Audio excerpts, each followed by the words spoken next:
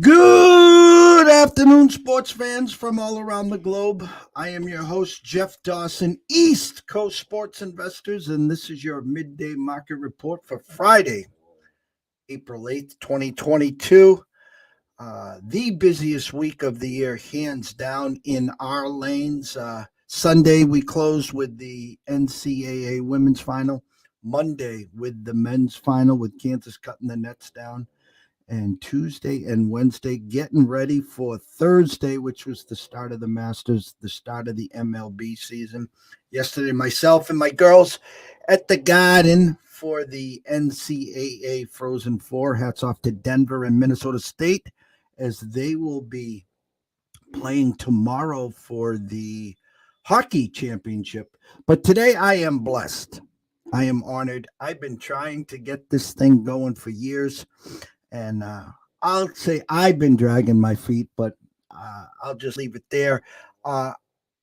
Good friend, an absolute father figure who basically saved my ass back in my day, my heyday, my glory days that I called them, which were not, and put me under his wing, and he's taught me so much in my lanes, in life in general. And now we get to talk fantasy sports. We get to talk today, hopefully on a weekly basis. What we're going to do is we're going to talk some daily fantasy baseball, and today at DraftKings, hopefully picking a lineup that could win us $50K. But let's bring him on.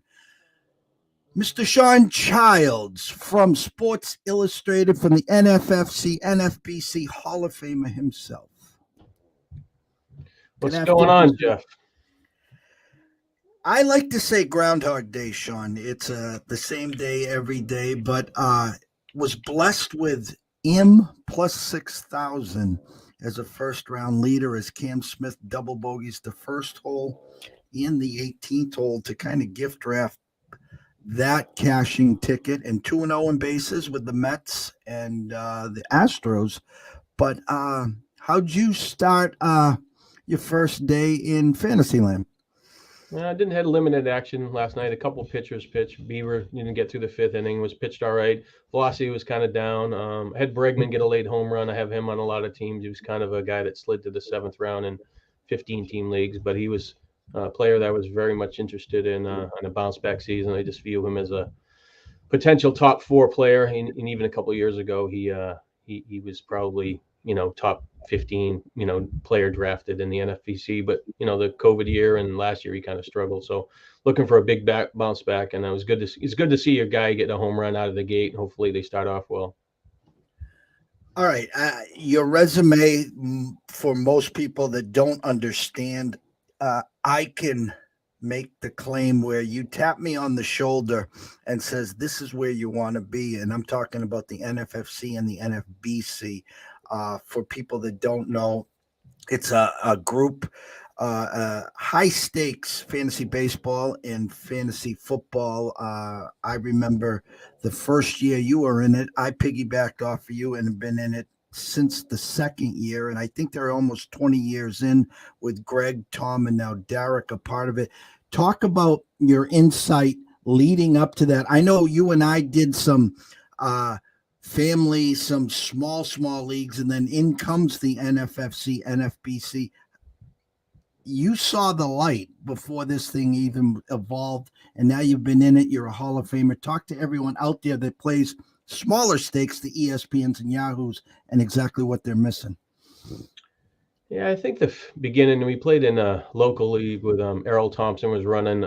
It was AL Auction League. He kind of asked me multiple times in the 90s, hey, you want to play in the AL League? And at the time, you got a girlfriend and commitments, and baseball is a pretty big investment. And I was like, I can't do it. And then a couple of years later, he's asking me again. I ran into him at his local bar at the quarter deck, and I decided to do it. And did okay in the league, and then we had a spin-off where Kevin Deckel, my original partner, kind of ran it for a few years, and was kind of in the hunt, worked at it a little harder than most. I mean, you were into it, and there was a few other players, but just really enjoyed playing fantasy baseball. Always liked looking at the stats. Had some success, and then I think after I was talking in the Super Bowl in 2004. to Kevin. I was like, maybe I'll find something that's a little higher stakes, and try to expand a little bit. And I had played a couple of years with the Boston guys in a 15, 14, or 16 team mix in one year going away. So I had some experience in that as well.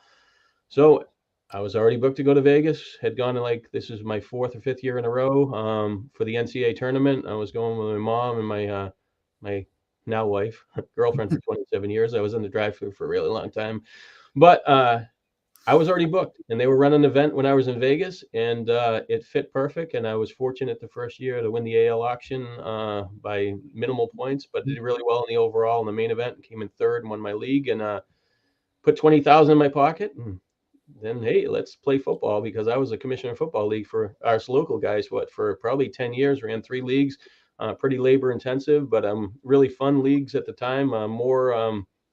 More of a rah-rah league, because we had the scoring. They had to score the touchdown-based leagues, and create a lot of drama when that guy's running 59 yards and gets tackled at the one, and everybody can bump the balls. But it was an exciting time. I liked it back then, but it changed, and got fortunate and did well in football, and kind of progressed from there. And then just it gave you a reason to go to Vegas every year, and I would much rather go there in New York, even though New York's 225 miles away from us. So that's how it goes. Started, and I had success early, and then eventually somehow I got a job doing this stuff rather than driving 100,000 miles a year. Where sports has been legalized, Shawn, and we're up to about 32 states, still 18 left, and there's a few that already have said it doesn't matter. They're not going to sign up for the madness and the explosion of the apps, the DraftKings, the FanDuels, now the daily fantasy. We talked about it a long, long time ago, where you could not watch a sporting event without every 15 minutes something from DraftKings, something from FanDuel. It was $1 and a dream.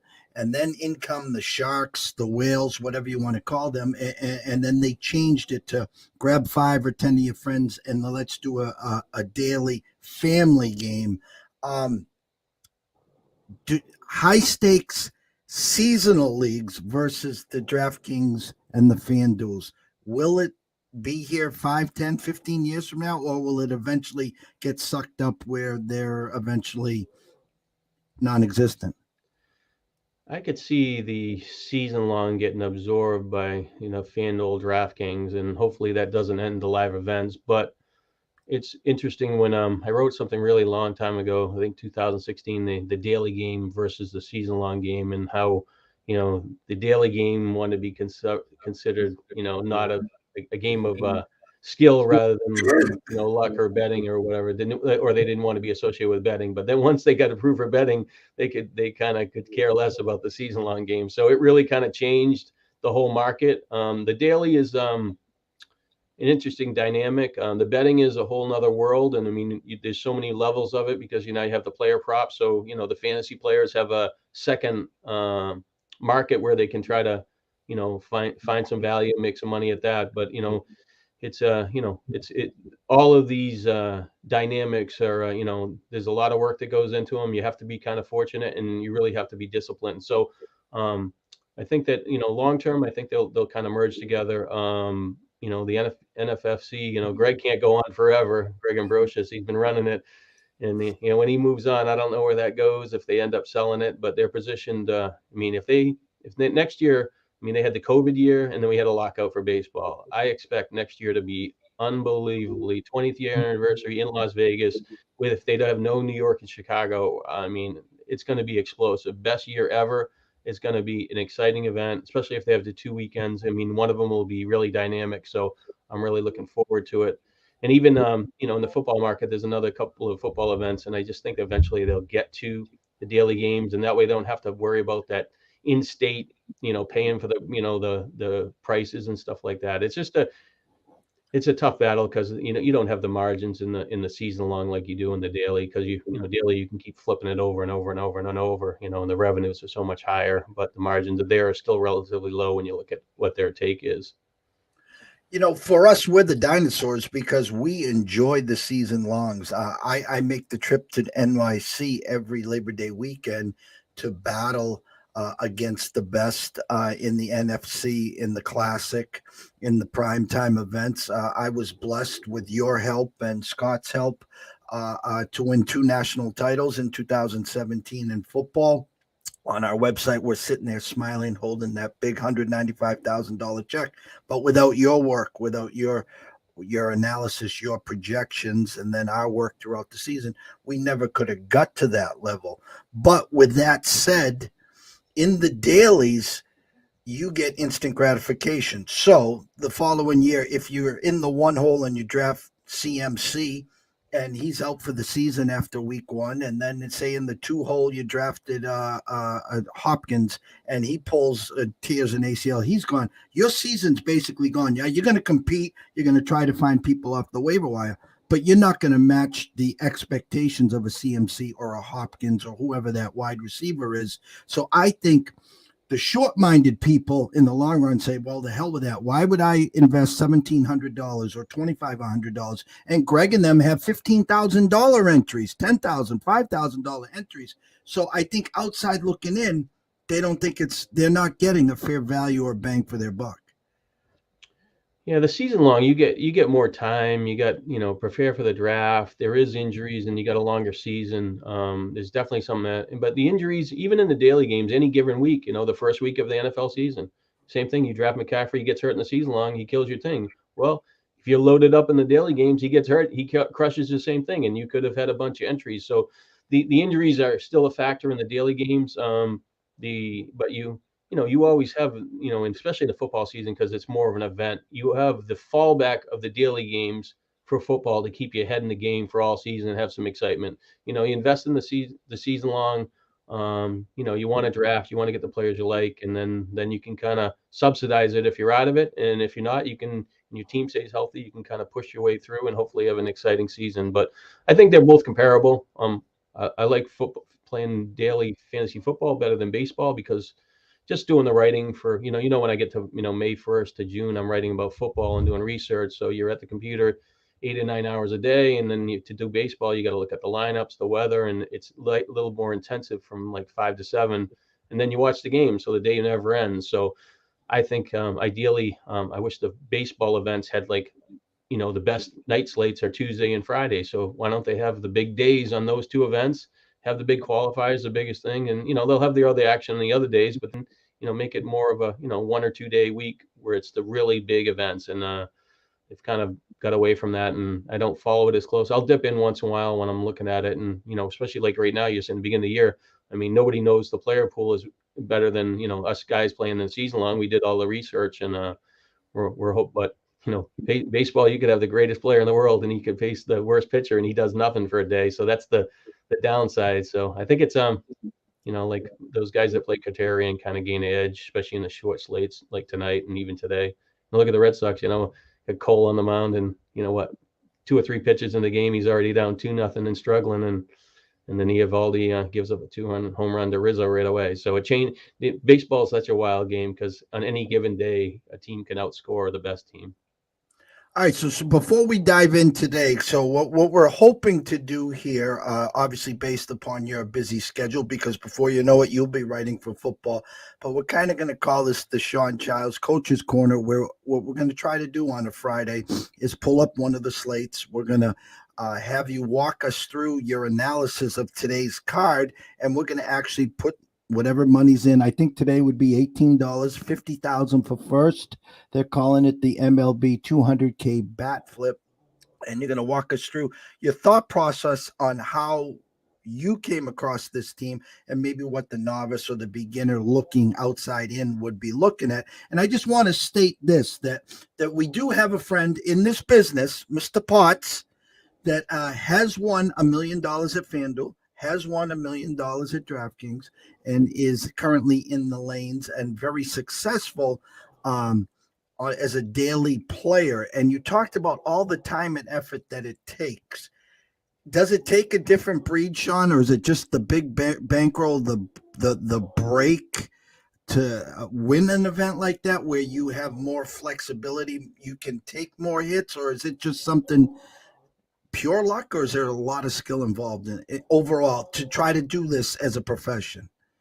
I think in the Dave Potts case, I mean, he was already playing, he would do the Diamond League, which would be a $10,000 entry, and some high-end leagues. And, when he won the overall, I was in that main event that year. I was pick 15. Nick Cassavetes was pick 1, and I think Dave was pick 5, and I think Miguel Cabrera was a top consensus top 2 pick, and he slid to pick number 5. And I'm sure Dave went into the table, didn't think he was get him. He got him and paired him up with I think David Wright in the 5th round and somebody, another power hitter, and he just constructed it well, and you just never know. So when he wins that overall, wins 100,000, he's got a little more flexibility.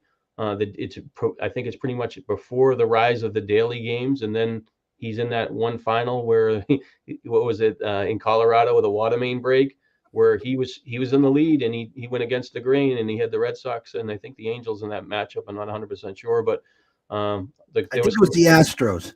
yeah. So yeah, whatever he had. So he had a couple players on those games, and the Colorado game got postponed, and a lot of people didn't have a chance to fix it. And he picked up $1 million, and that gave him the flexibility. Worked him way into rotor grinders.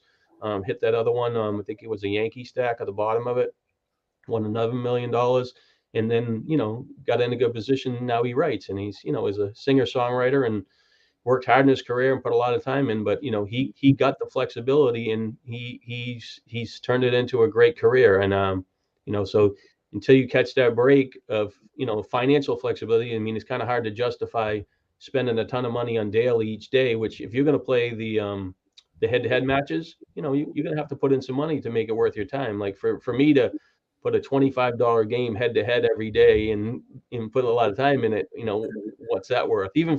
I would even say for a $200 season-long game, we're at the point it's not worth the effort. I mean, the player pool, and you could do the draft, and it could be subsidized of what we're doing, but you got to get a little bang for your buck. And we're playing the main events for 15, 16, $1,700, and you could win this year 175,000. So that's the goal. The goal is not to win the league.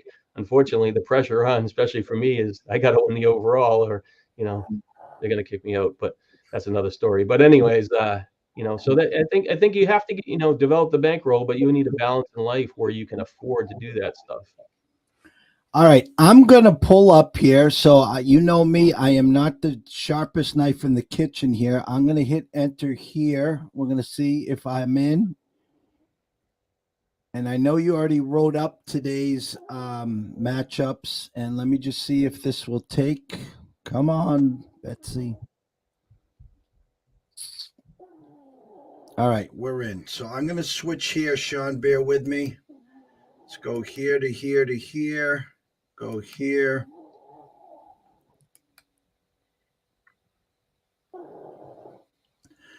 All right, I am in right now to the 50,000 for first 200K bat flip. I just put in $18. You've done the work. You've done the research. If you want to go over your notes on what you came up with today, how you came about it, and tell me who to press, I will click the buttons. Yeah, we're fortunate. We're the first thing. It's only a 5-game slate, and in any day in baseball, I mean, it's all about the pitching. And this year on this opening day or beginning of the season, it's a little bit different because not a lot of these pitchers have pitched long enough in spring training where they're going to go deep in games. So, do you really want to pay what shares are 11,000 at DraftKings? Is he is he going to be able to pitch 7 innings and get his 10 strikeouts and a win? Is he worth the value? Is some other pitchers? So I think when you first look at the slate, Jake Odorizzi has his last and only appearance, I believe, in spring training was on 322, and he pitched 2 innings. So he could have worked off the side and got a few more innings in. So I would think that I would just eliminate him as an option right out of the gate. And the same goes for, I think it's Rivera, San Martin of the Reds. His last thing was 329. He pitched 3 innings. He pitched pretty well in his 2 games, but you just don't, you're not going to get 4 or 5 innings. So even if you're going to put a low dollar guy in, you might as well, toss him out because somebody's going to get the right combination of 2 pitchers. So now we're down to, 8 other pitchers. Scherzer had a little hamstring, hasn't really pitched since 327, through 6 innings of that game. So I think Scherzer can go the 5 or 6 innings in this game. He's pitched pretty well, but he's his matchup isn't ideal. I think is he playing the Mets? Yeah, no, it's playing Washington, his former team. So, but when you're looking at the board right away, right? Josiah Gray gave up like 5 home runs in spring training. He struggled. Berrios struggled in spring training. So people are going to gravitate to who struggled. And we started like Kyle Hendricks yesterday. He was horrible in spring training, right? He came out with he gave up 1 run, strike out 7 and 5 2/3. Probably people, they're probably going against him. But spring training is you just never know. Are they working on a pitch? If they're a veteran guy, they don't care what they're doing. They're just trying to work on a pitch, a location. They might throw the same pitch like 5 or 6 times in a row, or try to whatever. So in the case of Berrios, he pitches for Toronto. I think that he looks bad, but he pitches for a good team. But he's pitched really, really well in that ballpark. So I would think he would be the first choice for me. And he is going to be kind of, high end and a little bit against the grain because he's kind of struggled. So I would probably lean as Berrios in the 2 pitch thing here as, hopefully he can, put a good start. So at the back end, I mean, if you have any questions, you can just ask me, Jeff. But at the back end, Merrill Kelly, good spring training, 13 strikeouts, whatever.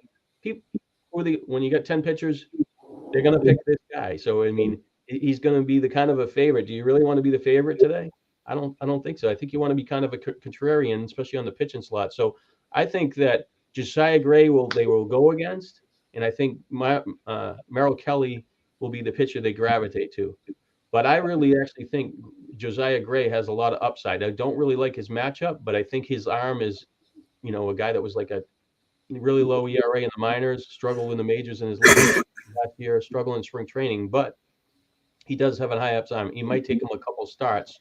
So I'm going to probably just fade him, and I'm going to go with Reed Detmers as your second pitcher. To me, he has a high K ability. I think he can get close to 5 innings. He pitched well in his 2 starts. He was bad last year, but his minor league thing last year, he had I think he pitched 62 innings, and I think he was averaged almost 15 strikeouts a game. So if he could give you 5 innings and get 6 or 7 strikeouts and give a low inning total, I think it's worth the price. At DraftKings 6,800, that's pretty good value.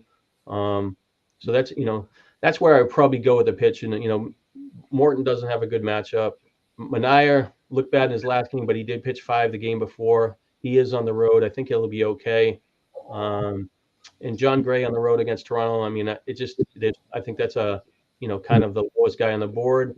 Maybe people take him, but against Toronto, he would think Toronto would come out swinging. But Gray has looked pretty good in spring training, but he would draw some attention for pricing. So we're going to go we're going to go against the grain with Berrios. I think Berrios he's a second, I guess, tied with the second highest favorite, right? What is he today? Minus 175 or something? I think, Shawn, let me get the updated number for you. So Berrios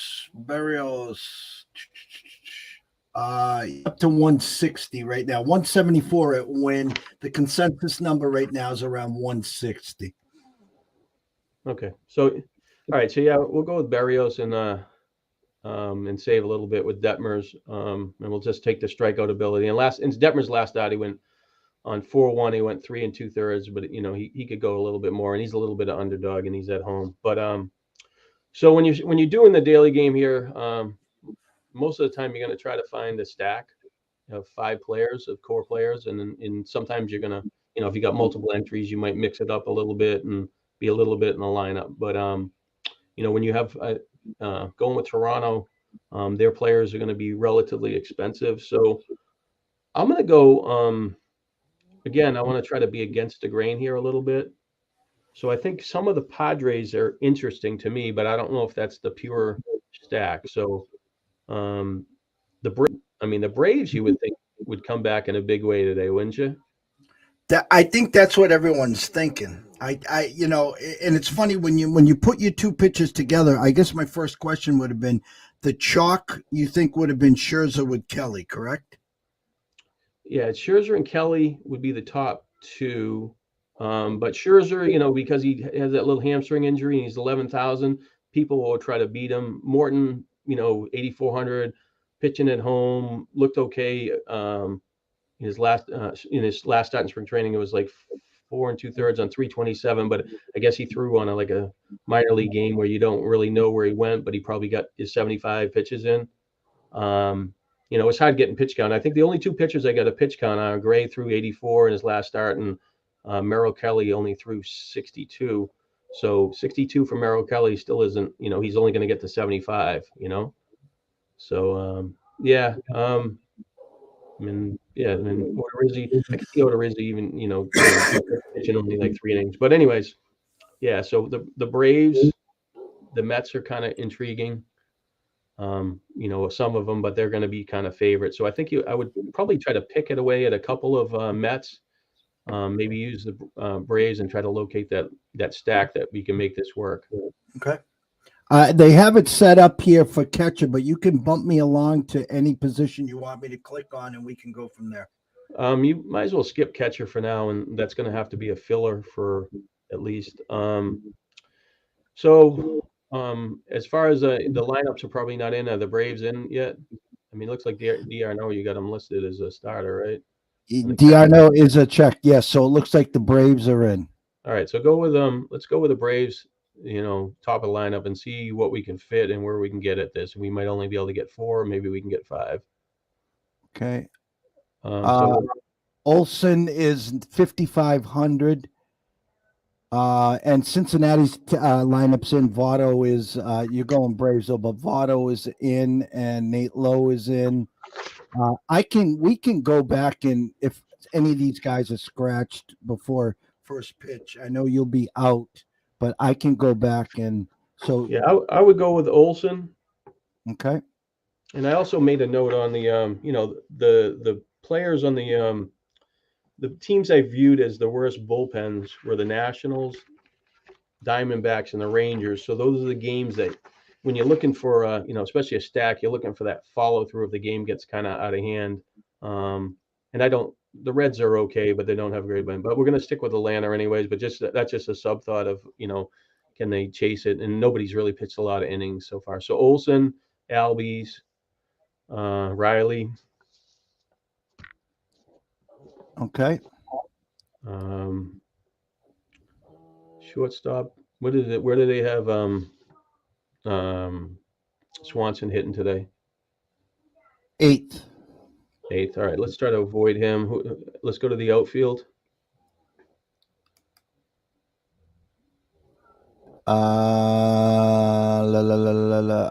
Duvall 5th, Rosario 6th. Okay. Go with Rosario. Okay. And what is the average per player left? 35.25. You have 14,100 left. Now, for the beginner here, I know how to do the football where you can go from the backwards, throw in the defense. You could punt on a defense / tight end, say, for instance, and then you can try to do the stars and scrub effect. So if you're looking to do a stack in baseball here, you got your 2 pitchers that you started with. You got your stack with Atlanta. You're at 35.25. You still got 2 outfielders, a shortstop, and a catcher. So I assume your punt position would be in the catching department to try to get that second stack in? It depends on the price. Some of the catchers might be a little bit higher, but he might, he could possibly use DRNO from Atlanta here. Just, like I said, it's the beginning of the year. You're trying to get an outline of it. And the thing with stacks in baseball, rather than any other sport, is, in a football game, the over-under is 53, right? So one team might score 4 touchdowns, the other scores 3 and a couple of field goals. So you have, 7 chances to score in that game. But in a baseball game, this one team could put up 14 runs. There's a lot of events going on. And if they hit home runs, so that's why you want to connect the dots a little bit more, because there's a little bit wider range of scoring. 1-0, 2-1. You're not going to get much out of it. So that's why the stacks are, kind of important. And on a shorter slate where this much, I mean, all these games could have the top team could score 7 runs, and a stack isn't going to work. But if one of the teams really goes off, it's going to be a pretty impressive score. And at the same time, if you have one game that's like a 10-9 goes back and forth, that's going to be tying the other team on the other side's pretty good option too. But so it's just a matter of being able to fit the right players together. ideally, I think even during the long baseball season, if you could pick a couple of teams that you think that will be undervalued consistently or some sort of style. I mean, you and me don't have the bankroll to.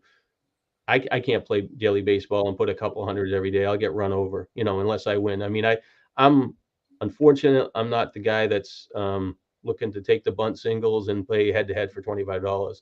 I'm teeing it up and going for the home run. Right here, we're trying to turn $18 into 50,000. So if in that case, our chances of winning might be once in 5 years. But can you make more money along the way to hold your water? So. Well, just put it this way: if we have the golden ticket tonight and we hit the 50K, you will be turning this into a 2-3 time a week Stop and Shop. So I'm just rewarding you. Yeah, well, I wish I had the time for that, but we'll see how that goes. But anyway, so we're at the 4 players. 3,500 in DraftKings is still where you can get some reasonable players. So let's just for just to see where we're at. The shortstop for the Padres is Tatis is out, and they have Abrams and Kim, right? So what is Abrams played yesterday, and he ended up being the outfield. I mean, he looks relatively cheap, right? 2,300. There's a note there. Let me see what the note says. See if I can pull up the note. Abrams isn't included in for Thursday's game against the Diamondbacks. Blah blah blah.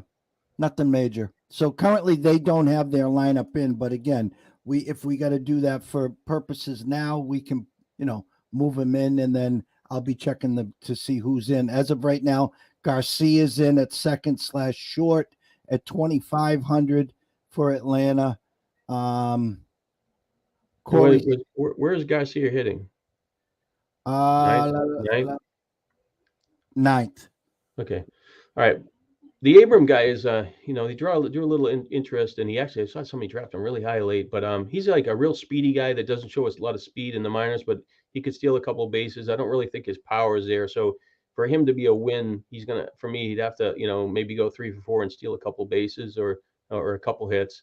But he is kind of, a salary saver. So let's push him out there. Okay. And then the outfield, the outfield right now you have for Atlanta, Duvall batting 5th at 4,700. Well, San Diego, let's go with Grissom. Most likely batting leadoff against Kelly, right? So he's a lefty. So he just went past him. He's higher up. He's higher than I thought. Okay, 4,300. Okay, all right. We saved a little bit money at Abrams, so we can put it a little higher, and then we need another 3,750, Shawn. Okay, and then let's go with Alfaro for catcher, because I know he's relatively cheap, and then we might be able to put one more stud in here. Alfaro kind of gained a little bit momentum. They let Nola bat leadoff yesterday, which he takes a few walks, which isn't ideal over the long term, but at least he got it. Maybe today it would be great if they pushed Abrams up there, try to get his speed in the lineup. But Alfaro. So what are we at for the last player? 4,400. Okay, so that gives us, we can either back end another player from the Braves, or we can go off the board and try to piece another high guy in there. All right, you got a Zuna batting cleanup at 4,000. That would leave a $400 tip. Let's go with a Sooner, and then all right, because that makes sense, and he gets back in the stack. So basically, we're just stacking 2 games, but we on the Padres side, where we're looking for cheaper players. I do think that also there's a couple of Mets. If you were going with the Mets and you want to save, but they don't fit what we're trying to do on a different team, like Smith. Dominic Smith played pretty well in spring training, and I think he plays today because they're facing a righty. And Cano did all right yesterday. He's a lefty, and Jeff McNeil's a lefty. So against Gray, but I think they'll be a little bit more favorites. But I kind of like them today if I was using a different stack and I could fit it in. All right. So currently we have Berrios Starting for Toronto, Detmers for the Angels. At catcher, Alfaro. First base, Olson. Second base, Albies. Third base, Riley. Shortstop, currently Abrams. Eddie Rosario, Grisham, and Azuna. I guess the only question I would say to you is this, Shawn, is I'm just going to play devil's advocate here. We have a $400 tip, and Abrams is 23. So that would leave you $2,700 at shortstop. If Abrams was out and you had to do 2,700. If Abrams doesn't play, you can get to Kim. And if Kim was batting leadoff, I mean, I think Kim stole a base yesterday. He would be viable as well. So you have a pretty good flip there because one of those two players would play. Okay, so just keep an eye there. So we're gonna punch this ticket as it stands with Abrams closing out with Rosario, Grisham, Ozuna, and if Abrams is out, we do have enough money to then flex to Kim at $2,700. Yeah, so I mean, the Braves will be kind of popular, but I don't, people won't gravitate as much to the Padres, I don't think, and especially with Kelly looking like he had a good thing. So like a little bit of contrarian there. Like I said, it's a short slate. We can't be on to somebody that's like, 30, 35% owned, especially a pitcher, and we want to go against it. And we want to eliminate the pitchers that we think that can't really go 5 innings. Detmers is borderline 5, but at least he has the K ability, but he is facing Houston. So people will probably think Houston's a tough team and they're going to kind of, fade him a little bit. The Angels could be a viable stack today too, especially with, them losing yesterday, and they just have a lot of firepower. I like the top of the lineup. I don't like what they did yesterday, but did they hit Duffy 4th or 5th last year? Yesterday for Matt Duffy. Yeah, that was kind of interesting. So this kind of just shows that they don't have the length in their lineup right now to kind of match up with the best teams in baseball. And here's the other thing with the Angels. I already released my card for the day. The only baseball game we released, I thought the number was sketchy. I thought there'd be a lot of public trendy dogs on Alcantara. There was actually an overnight opening line of Logan Webb, who I know you and I have talked about behind the scenes, maybe looking for some regression. He was actually minus 170. They released it at minus 135. Giants are up to 140. So that was our only baseball game. We did have Houston yesterday. I do like your thought process on the Angels. I'm holding off on releasing the Angels. And the fact of the matter is that the Angels are already minus 135 tomorrow. And maybe you can confirm this. My assumption is that Verlander is starting tomorrow for the Astros. I believe he's pitching, yeah, one of the next 2 days. So I don't know 100% sure. I didn't look at the starting lineups that close. Or starting pitchers that close. I was just looking to see if they pitched on the weekend. Yeah, that's viable. And as far as the Webb thing, I think Webb's made a progression and he looks better. My only concern is that, last year he pitched 148 innings. In his previous 6 or 7 years in the minors, he never pitched over 105. So I just think that suddenly some of these pitchers don't get away from, having some sort of injuries. And that's why I kind of, faded him. But, he could beat me for sure, or he could, give a good 120 innings before he goes down and he'll help some teams. So, are you in a legal state? Oh, yes, you are. They do not let betting in Massachusetts, but they do allow daily games. We've lost and we've won, and we've donated. Why is that not taking it? It's just maybe it should take it. You might have to reload it again, but it'll take it. So I don't know what are you on Google? And did it ask you, can it locate? Yeah, it did, and I said yes. So, all right, it'll do it again. So you should be off. You should be fine. It gets. Do I hit the let me look around again? Well, I don't usually normally see that. It just usually goes through. Once in a while, it gets kind of fishy when I'm, switching to the iPad or something. Yeah, I think the fact is that we're trying to do a live broadcast as we speak here, and we're taking a lot of juice on the live broadcast as we speak. So I think that was it. So I have the team. It's locked in. It's still spinning its wheels. So If I have any questions, I will get back to you. I will, throughout the day and evening, I will be posting how we are doing. Our goal here again is simple, is that we're just trying to get the newcomer here up to speed on what it is on a daily basis to try to win against the whales, the sharps, the professionals, and versus like someone and myself and Shawn, who I remembered when you were playing the baseball dailies. Friday was a big day for you, and I thought it'd be a good idea just to have some fun with it and to see if we could, get it out to the public, have them ask some questions, maybe take a swing with us, and who knows, maybe we could hold the golden ticket. Yeah, well, if you can knock down one of these prizes, then maybe you can get one of those qualifiers where they're pretty exciting. But any qualifiers to a big final in the daily game is a kind of a lost leader. But if you pop it, you have a chance for a big check. The football at DraftKings is just unbelievable. Been there once, been there for a final for FanDuel. It's been a few years, but the number of entrants were a lot less. But if you get there, you got a chance to win a couple million in football, which is what we're looking for. In closing, Shawn, tell everyone, I have the scroller down here. They can follow you on Twitter at Shawn_Childs. Your work is also found at sportsillustrated.com. You are a Hall of Famer at the NFBC, NFFC. Tell everyone what a basic week is for you behind the scenes. I know you're attached to the computer 24/7 doing the research for Sports Illustrated, getting us ready for NFFC and NFBC. Now the fact that your drafts are over, I know today is another day. You set the lineups. Sunday is your waiver wire process, and then it's Groundhog Day for you. You'll be starting to write football real soon, correct? Yeah, I actually looked at I started to write I like to get some of the prospects for the NFL draft out of the way, and I looked at the first quarterback prospect from Liberty, Willis. So I started to research him, watch some video, and formulate my opinion, what I thought about him.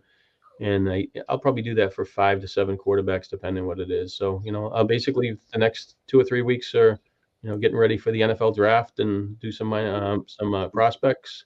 And then when the draft's over, I'll start doing the outlooks for all 32 teams, and it'll take me a couple months or 9 weeks, most likely. Got to go away for my son's wedding on one of those, so that'd be pretty exciting. But then then we do the projections, and that's when we do the projections. We get a feel for what's going on, and then most likely we'll already have some drafts that we can compare and try to see if we see some flaws, and hopefully everybody stays healthy that we like, and then start drafting. Probably start drafting in August 1st, some of the smaller stuff. Well, you were spot on with Jamar Chase last year. I have to give you hats off. I had a lot of Burrow to Chase combos. We were very successful in the regular season. For myself, what I did in the month of July is I did 10 $25 slow drafts just to get a feel for the pool. I actually won 4 of those and came in second in 2 of them. So it did help to get a jump start for the feel for the pool. As you said, then in August, we start the online championships, and then tiptoe to New York City for the classic and the main event. And then we tiptoed to Vegas the following week there. I'll just give you my 2 cents. For me, when you're doing the research, and I can't wait for the write-up, for me, I personally think that the kid from Ohio State, Olave, will be the best wide receiver in the bunch. I know Williamson's coming off from Alabama with an injury. He's tied to the Patriots. The success in these rookie wide receivers taking off and crushing the NFL, the Jeffersons of the world, the Chases of the world, it's kind of changed the draft in perspective.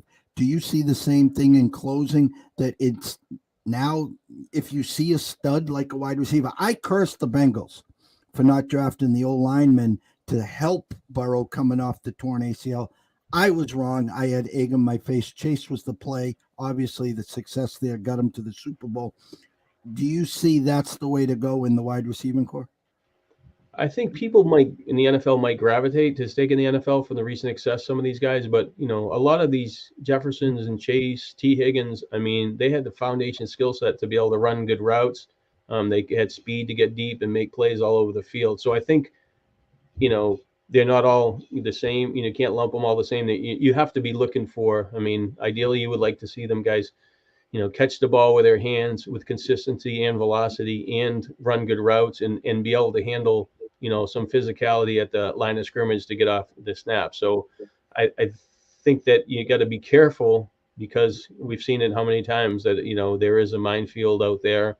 The Patriots, they're who they took a couple years ago, 32nd pick. N'Keal Harry. Yeah, I mean he hasn't done it yet. Probably didn't fit the system with his route running with Brady, and just didn't get it. Maybe he falls into that. Before it used to take 2 or 3 years for these guys to go, but there is going to be some that will hit it. The college games progress where they throw the ball more and be helpful in that area. But when you're looking at the highlights and the stuff, you really don't want to see somebody just catching wide open touchdowns in having those are a lot of their stats, because that just doesn't happen that often in the NFL. You want to see a guy win balls in tight coverage and stuff like that. So it's just little stuff when you're looking at it and understanding what you're looking for, and then you want to see where they go and if it fits in their offense and if there is an opportunity. So but wide receivers are pretty dynamic, and running backs tend to get pushed back in the NFL draft these days. Shawn Childs at Shawn _Childs, and you can find him at sportsillustrated.com.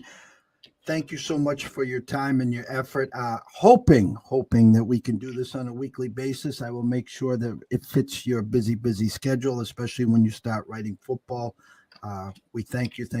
Hopefully we cash this $50,000 ticket, which I know and and everyone else I hope here knows is slim to none, but we're taking a swing, 18, turning it into 50K. What do you think, Shawn? Well, you got a dart, and there is a dartboard, so something might stick. All right. Thanks to all the listeners, the viewers. Thank you. If you're not following Shawn, please go and follow him on the Twitter at Shawn Childs _. There, and you can catch all his work at sportsillustrated.com. For myself here at Jeff Dawson at EC Sports Investor, we'll be back at 4:30 for the closing bell. And always remember this: if you are investing or wagering today, please do it responsibly. If you have a problem, pick up the phone. There's an 800 number available. Ask for help. Why? Myself and Shawn care. We want to see you here today, tomorrow, next week, next month, through 2022 and beyond.